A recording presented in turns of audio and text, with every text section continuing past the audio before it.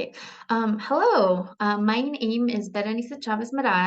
I'm here today to talk to you a little bit about just some of the art work that I've created throughout the years.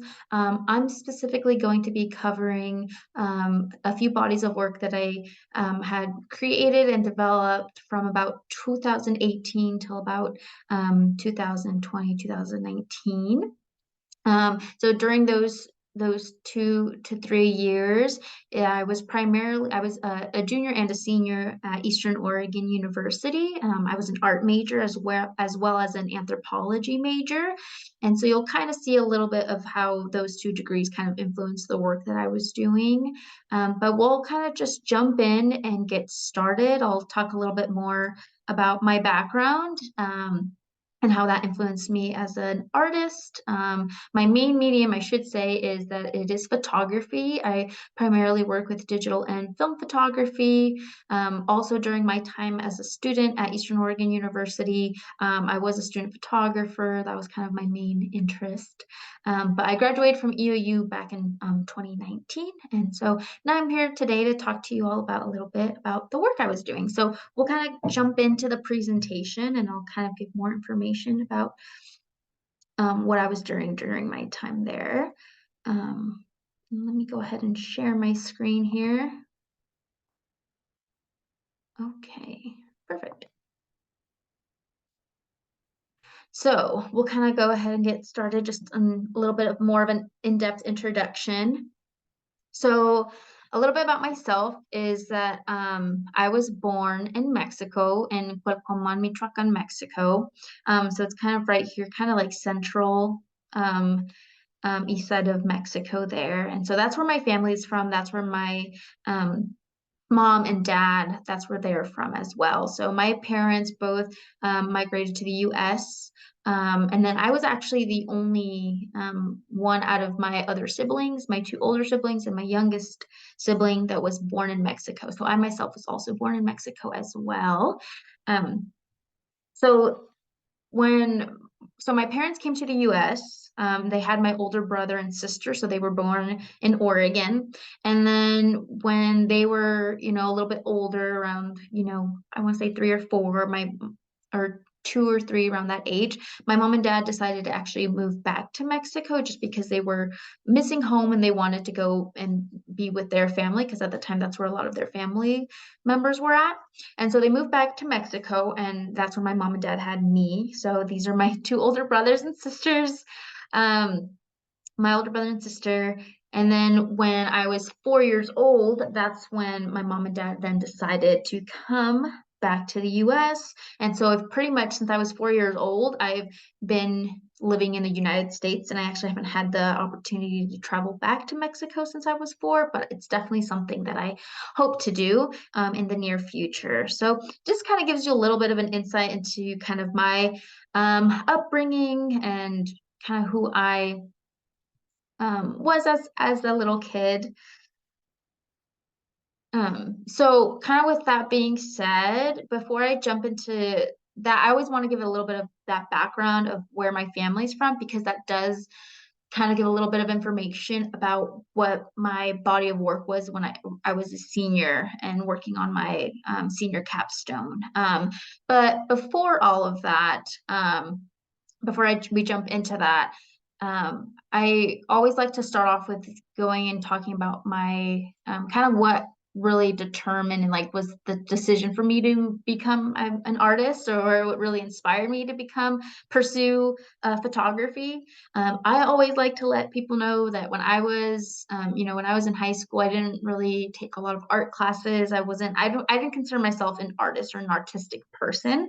What really kind of directed me to photography was when I was a senior in high school. That was the first time I ever really had picked up a digital camera and was, constantly taking photos, because I was taking photos for the yearbook. And so, usually at that time, it's when people start asking you, what do you want to do as a career? And so at the time, photojournalism was something that I was maybe considering or was interested in.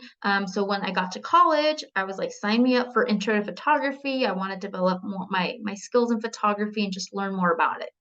But it was within that intro to photography class that you actually don't even start off with digital, you start off with film photography. So you're in the dark room, you're getting to, use your 35 millimeter film camera, you're developing and printing in the dark room. So that was a whole new experience for me. And at that time, I was also learning a lot about just the history of photography. So you're learning a lot about these famous photographers that are usually shooting in black and white. And so I think that's what really sparked my interest, was learning about the history of photography and kind of and not so much and became less so interested in photojournalism, but more so interested just in the artistic aspect of photography and what photographers were doing in the studios, in the streets, and all of those aspects and all those things.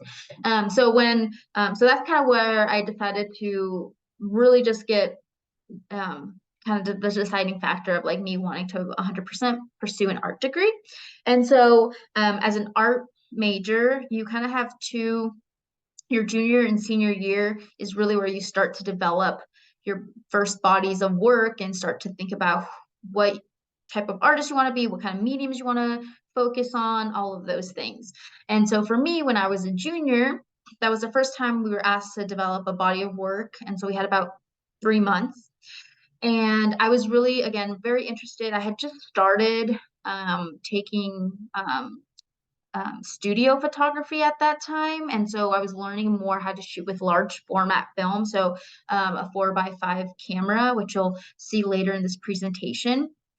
But I was really interested in looking into the work of Richard Avedon, who was a really famous portrait photographer. So I really started getting into portraiture work and photographing people, especially because photographing people is so difficult because especially if the person that you're photographing doesn't feel comfortable in front of a camera, you have to make a lot of decisions and when it comes to directing. And so that's something that I knew I needed to work on and wanted to improve upon.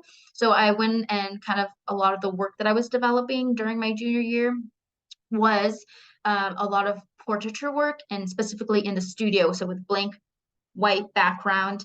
And it really, and I always tell people this, a really great way just to get comfortable photographing people in general is to photograph your friends.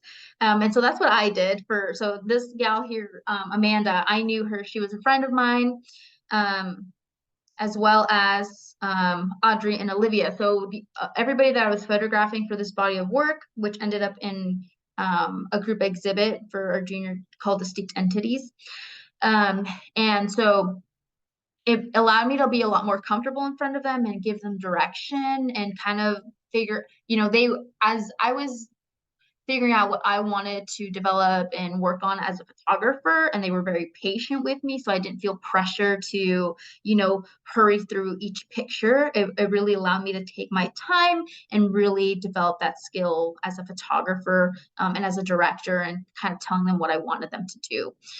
So kind of between doing that research, looking into Richard Avedon, photographing my friends, I felt like this is really where I started to feel like I could call myself an artist. I really started to feel like the photographs that I'd taken were really strong because I was able to take my time with them and really spend time with my friends to create the images that I wanted to.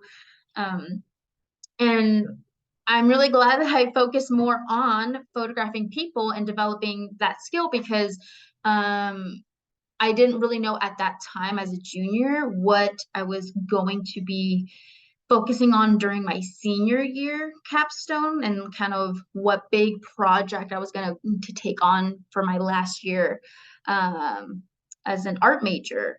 And that's always the big question, right? What's your big body of work going to be? Because you have almost a full year to create and develop this body of work. And so it was during my junior year, actually, when I was taking these photographs and developing them and working towards the show, that I received news from my older sister that my mom, who was, she went to immigration services, and they asked her to leave the country. So there is a little bit of a backstory to that body of work that I created my senior year.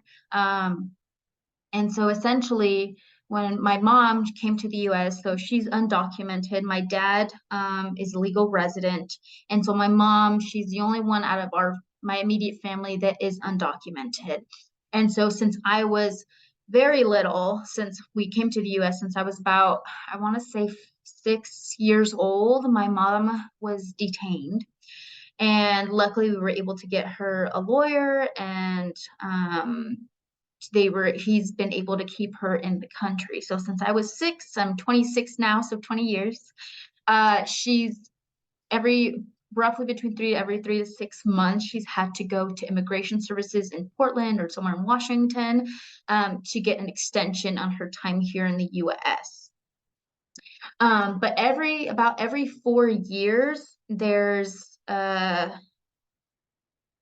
of like always this, when she reports to immigration services, there's always this risk of, they ask her to leave, or they say that they won't be extending her time here. And so that's kind of the background story to this body of work that I created during my senior year. So the body of work is called documentation, but the artwork and the photographs were first exhibited in a group exhibit with a group of other art majors at the time. So when I heard that news from my sister, I was very overwhelmed, especially because that was about the third time that my mom had been asked to leave the country. The first time I was in middle school, the second time I was a senior or a junior in high school, and then now again when I was in college.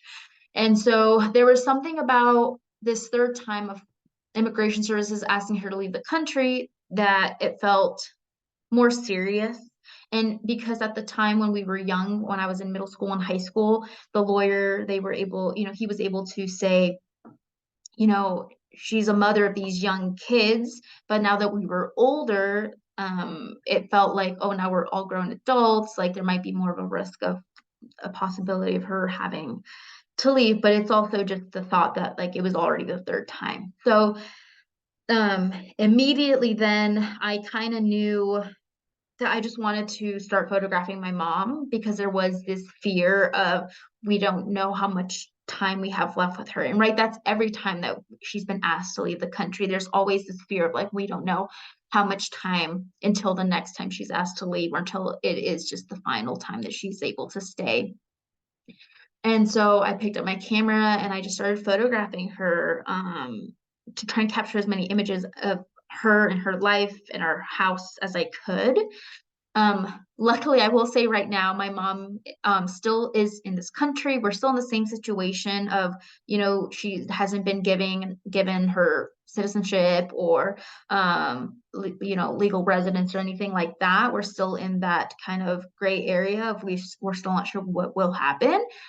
And which is why I still hope to continue to take photographs of her and kind of continue to tell that story. But so kind of going more into this body of work, just to kind of talk a little bit about my artist statement, because I feel my artist statement really does a pretty good job of capturing what I wanted this body of work to say.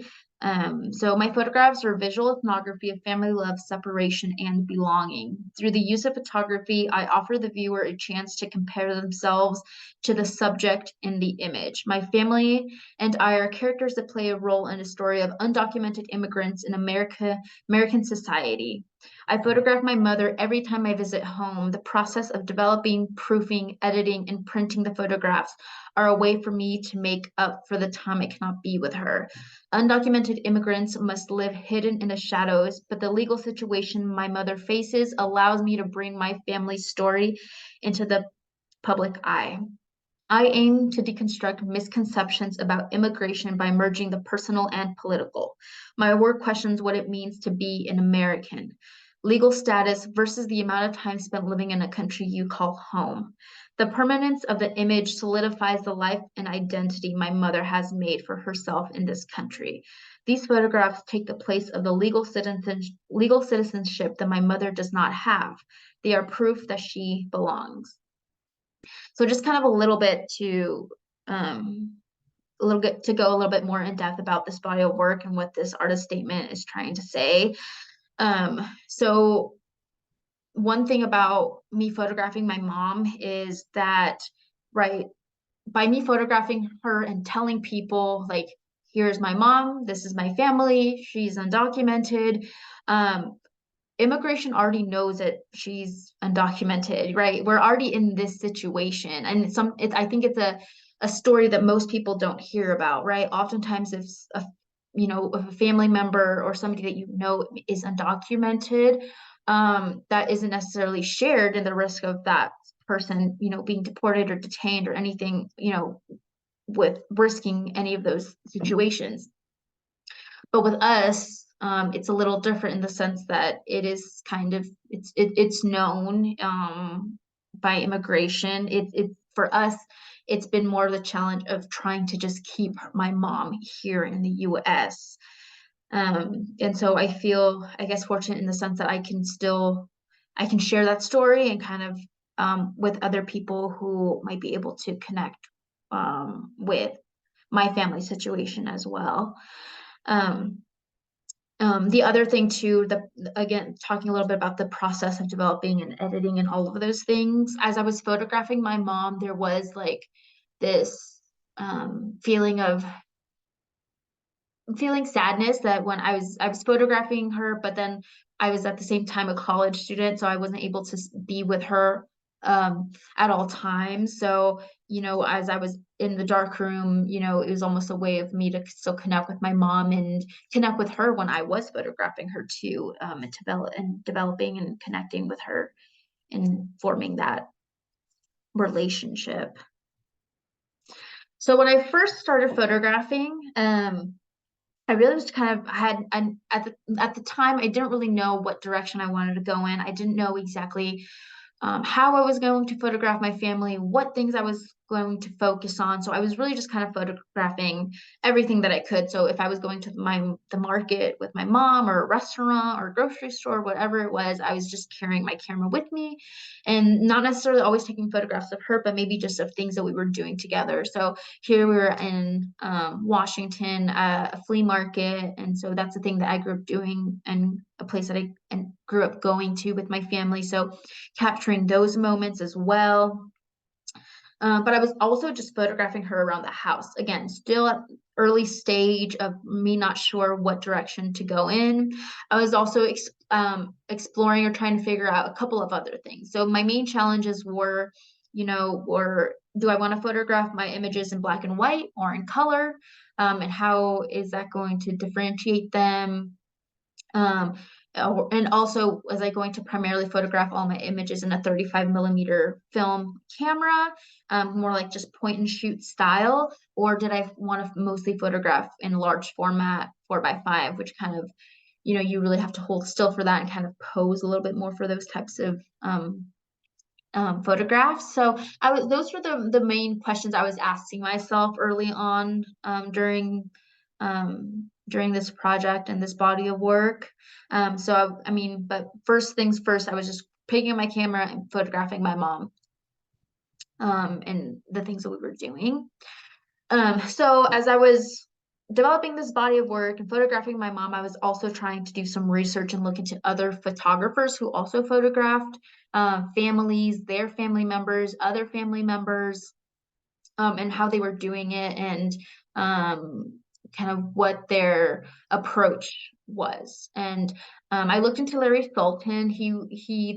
The work that I was looking into that he was making was he made this body of work where he was just photographing his parents as they're in like their older age. And so there was this interview that I watched of him where he said this quote where he said, "To me, the truth is about performance, how we perform, how we project. The truth can be staged and it can be found. I don't think there is such a division between the two." And so that was another thing I was trying to figure out of what I was wanting to do with my photographs is, if I do the point and shoot, I was thinking at the time, it can all be candid in the moment, not staged, just whatever I capture is what I capture. But as I was doing that, I was also running into a lot of images where I was like, oh, I really like this image, but I don't, I felt like I wish this light thing would have been different. And so because I part of me almost didn't want to stage the photographs because I did want it to them to come off more as authentic or candid, or in the moment. But then I also felt like by me not staging them or them not looking a certain way that I wanted them to look, it wasn't capturing the full story that to I wanted to show. But at the same time, just as a photographer, you want your images to look good. You want them to look interesting and how you all of those things. So I at the same time was also wanting to just control that a little bit more as well. Um, and so that's kind of where I mentioned a little bit earlier of how that body of work during my junior year of photographing, doing portraiture work and taking portraits of my friends and really getting comfortable with, um, posing people really, really helped me when I started photographing my family members as well. So these are the two cameras that I was using. So 4x5 is over here on the right. So oftentimes those would be if we were out somewhere, usually around the house too, just because it does take a little bit of time to set it up, get the right lighting, all of those things. And I didn't really have a lot of artificial lighting around me. I was using a lot of just natural light. So whatever the lighting was, situation was outside or inside is kind of what I was using. And then the 35 millimeter point and shoot as well is kind of just something I had with me at all times, just kind of picking it up and photographing as I went throughout the day, or the days that I was with my mom. So Dorothy Lang was one of the photographers that I was also kind of looking into and really trying to get some inspiration from her images. This is where I was really trying to figure out if I wanted to just do only black and white or just in color, just because when I saw her, all of the images that she had taken in black and white, right during like the Great Depression, I really liked how timeless the images looked. There was also, I felt like this um, overlap of the images that she took that also just reminded me of my family and my upbringing with like the photos that she took of people out in the field and like the farm workers and migrant workers, especially because that's when me personally, when I was growing up, that my aunt and uncles in Washington, they have some property, and so they would um, grow and harvest vegetables that they would go sell at the farmers market. And so I was also trying to kind of capture those images because it really does, I think, encapsulate just not a little bit about like my family and what we grew up doing. And so that's kind of Dorothy Lang's um, work that in photographs that she took. I feel like really inspired a lot of the work, or photos that I had taken of my family as we kind of worked out in the fields, as well. So this is a photograph of my aunt, so my mom's sister, holding my cousin. And I kind of placed her in front of like these like tomatoes branches that were hanging there. But this image, it wasn't intentional at all. I wasn't trying to recreate Migrant Mother that Dorothy Lang took, but it does really remind me of that image. But also just as being Mexican and um, knowing a lot of family members of mine and friends of family, that a lot of our family members grew up also just being migrant workers, and that's how a lot of our family members make a source of income. And it's really hard work that you use your hands and you're on the heat. And so I really also wanted to capture that like worth ethic and like just how hard my mom and my family members really work to try and give us, their kids, a really um, great life and upbringing. So my mom, she would also go and work with my aunt out in the fields and help her harvest, and as a way to like bond with her sister.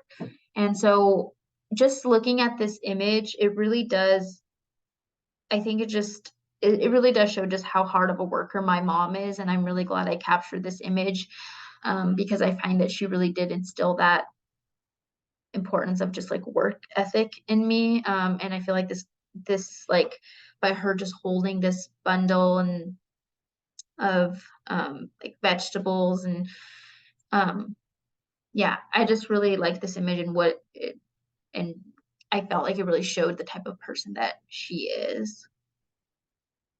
Larry Sultan was another photographer that I really looked into.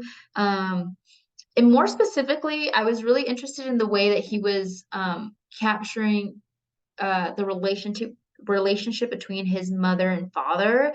There is some images that he took of just only his mom or only his dad, but I was mostly intrigued and interested in the way that he would capture them both together in the same room.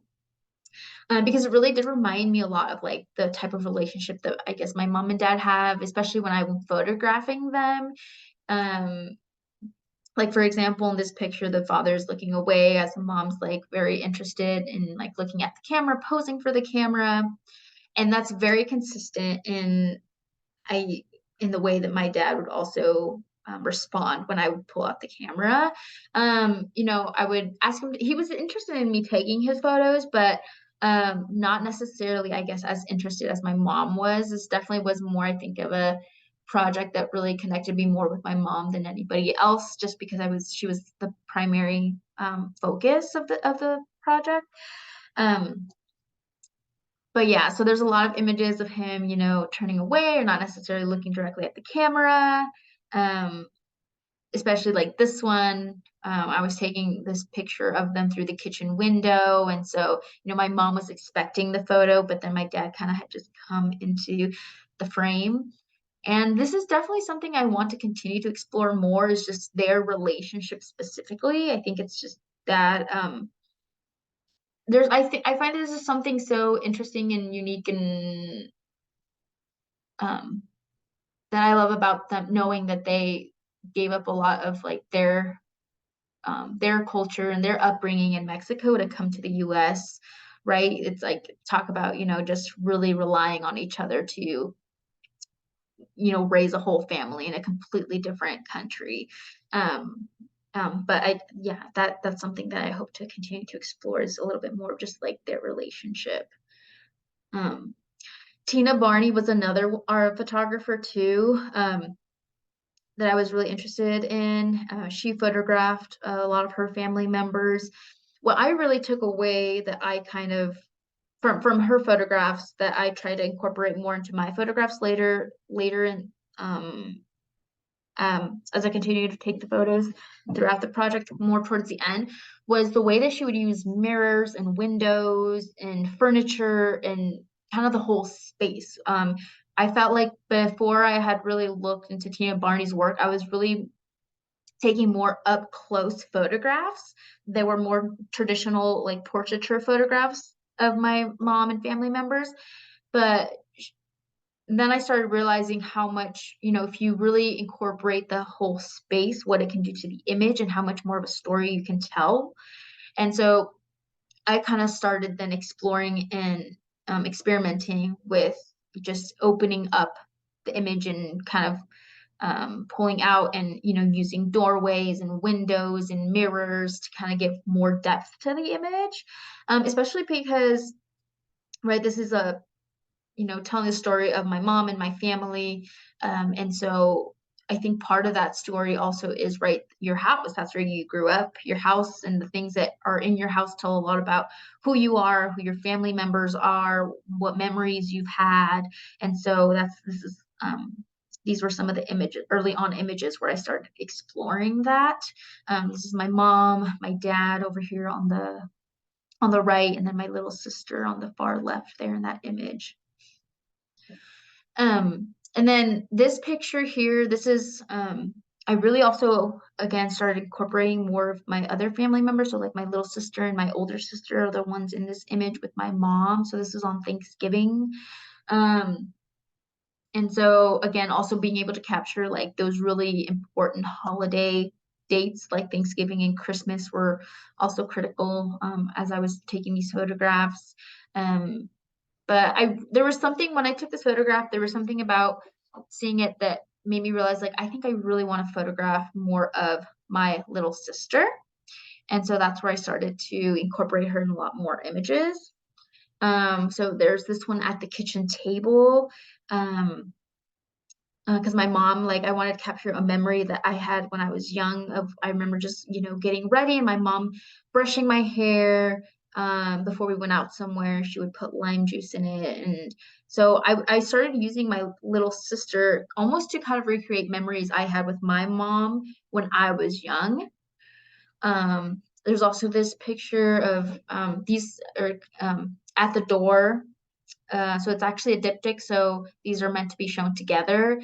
And so there's a little bit of like my little sister's kind of stepping outside on the outside of the door while my mom's on the inside. And for me, that was kind of trying to represent the idea of like us as her kids always feeling a little protective over her, right? She's always kind of in the inside, as we're the ones usually at the forefront, um, kind of looking out for her. So that's kind of what I was trying to get through with this image a little bit.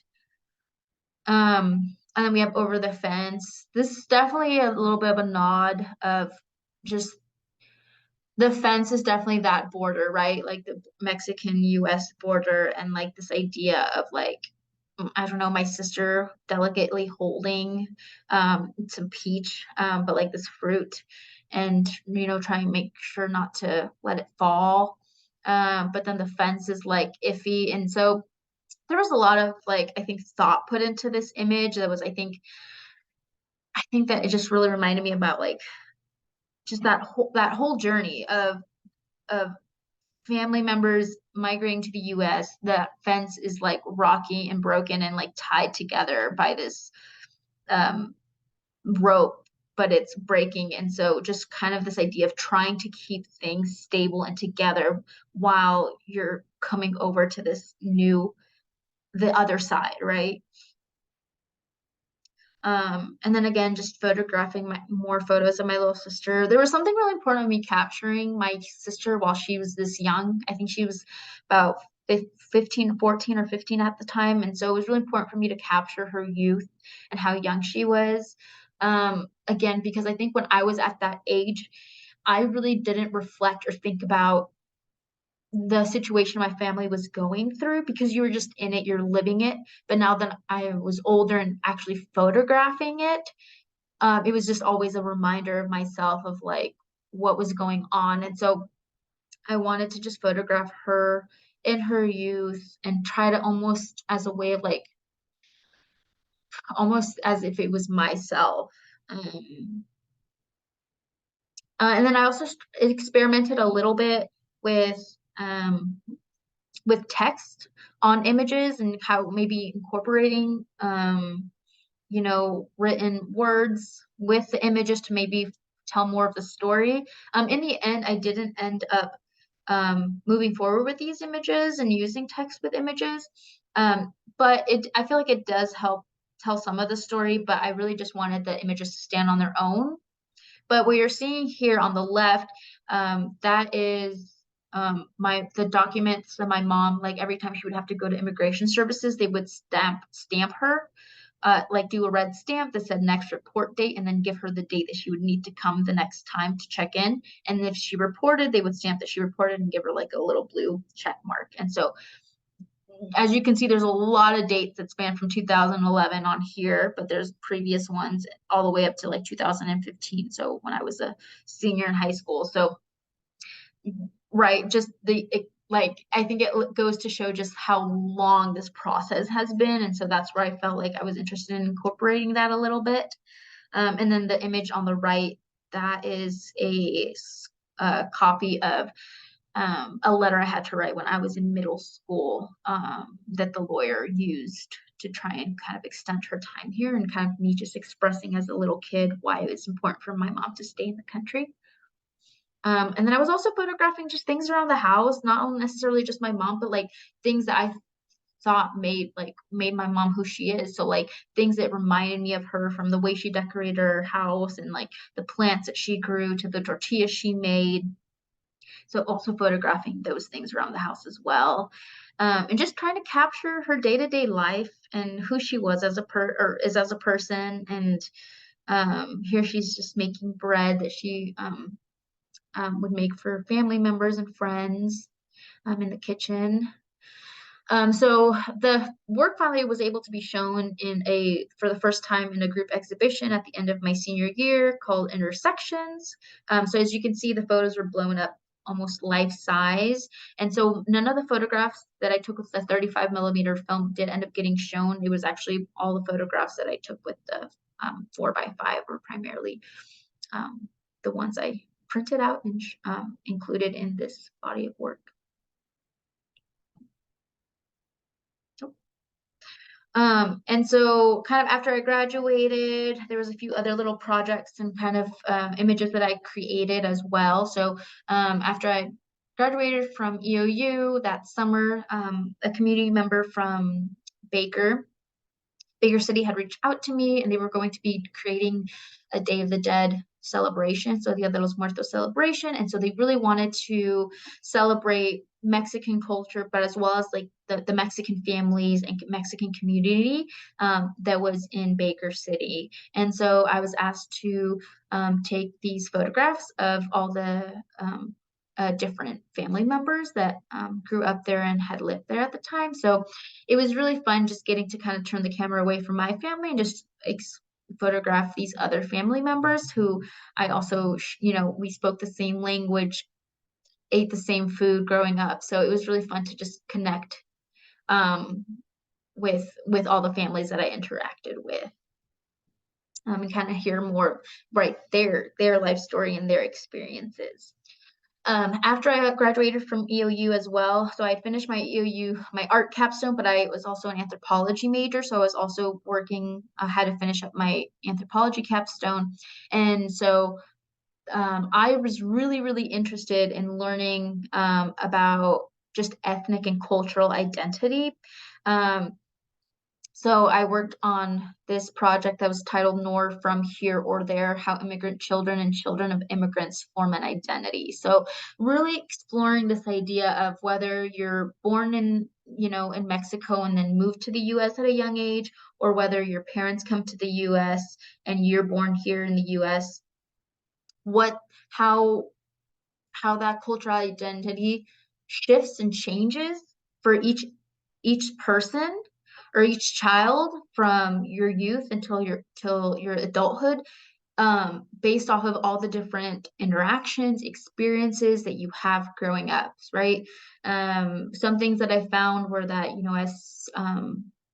as you're growing up in a house where you're only speaking Spanish maybe, and then you go to school where you're only speaking English and learning about US and American cultures and traditions, well, as your parents are also trying to pass on their cultures and traditions. And so just trying to understand like what that transition and cult identity looks like for each individual. And so I would interview people in my community that I'd grown up in, and just kind of asking them how they identified, right? Because sometimes it shifts and changes. When you're young, I heard stories of when people were young, they just only identified as just Mexican, and then it shifted to Mexican American as they, felt more connected to their American culture, to, maybe as they get older and just live in the US longer, might only just identify as American, whereas others might really try to stay connected to their roots and want to just only identify as Mexican. Others really emphasize the importance of passing on their culture to their children and not losing their cultures and traditions that their parents passed on to them. So it was really, really interesting. And so apart from interviewing individuals, I also photographed them just to show the diversity and the different ways that Mexicans people can look, because also the way and the skin tone and all of that can also affect the experiences that we have as well. And so that was kind of the last big project, body work, and like photographs that I had done. But like I said, I do hope to continue photographing my family members and my mom and sharing that story. If you're if there's any questions that you might have that maybe I didn't answer or you want me to elaborate on, you can always reach me at my email. I'm not very active on social media, but you can always see some of my work that was shown here, as well as other portraiture work that I've done on my Instagram account as well. Um, and I'm gonna go stop sharing here. So thank you so much for listening. And again, if you have any questions, please feel free to reach out.